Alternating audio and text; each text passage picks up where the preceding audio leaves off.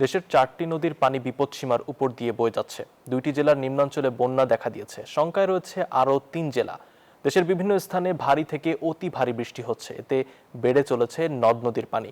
এমন অবস্থায় মৌলভীবাজার ও নেত্রকোনায় বন্যা পরিস্থিতির সৃষ্টি হয়েছে। আর বন্যার শঙ্কা দেখা দিয়েছে সিলেট, হবিগঞ্জ ও সুনামগঞ্জে। হাওর অঞ্চলে পানি দ্রুত বাড়ছে, যা অব্যাহত থাকতে পারে আগামী 4 থেকে 5 দিন।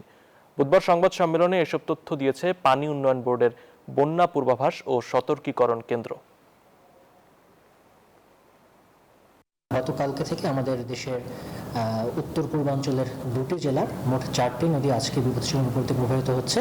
তার মধ্যে রয়েছে নেত্রকোনা জেলার 3টি নদী, সোমেশ্বরী, ভোগাই, কংস এবং মগরা, এবং মৌলভীবাজার জেলার মূল নদী।